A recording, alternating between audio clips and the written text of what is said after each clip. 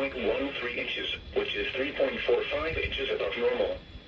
There were no heating degree days yesterday, which is normal. This leaves the monthly total at 0, which is normal. The yearly total since July 1st is 0, which is normal. There were 16 cooling degree days yesterday, which is 1 above normal. This brings the monthly total to 416, which is 43 above normal. The yearly total since January 1st is 914, which is 31 below normal. The normal high temperature for today is 90 degrees, and the normal low is 70. The record high for today is 100, which last occurred in 1914, and the record low is 60, which occurred in 1904. Sunrise today is at 6:20.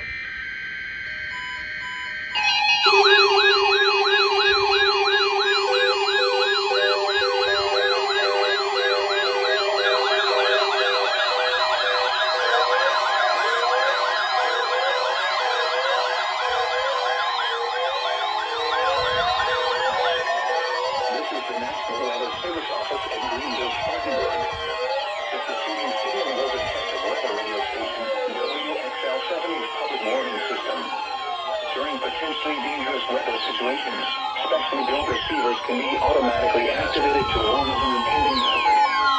After the signal and receiver's performance are normally conducted between 11 a.m. and noon each Wednesday. If there had been a threat of severe weather, the test would have been postponed until the next available good weather day. Reception of this broadcast and the warning alarm will vary at any given location. This variability, normally more noticeable at greater distances from the transmitter, can occur even though you are using a good quality receiver in good working order. The warning alarm will be activated for hazardous watches and warnings.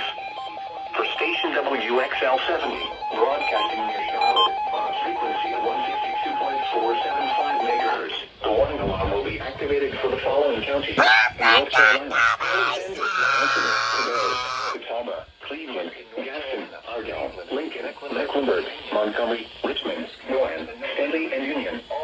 In South Carolina, Cherokee, and York. This concludes the NOAA Weather Radio All Hazards Torn Alert Test. Now here is the hazardous weather outlook for Northeast Georgia, Piedmont, North Carolina, and upstate South Carolina, North Carolina. How you do, GSP? Yesterday's high temperature of 92 degrees occurred at 3:15 p.m. The normal high is 9. Oh, my statement light 100s went up. 101 degrees, which was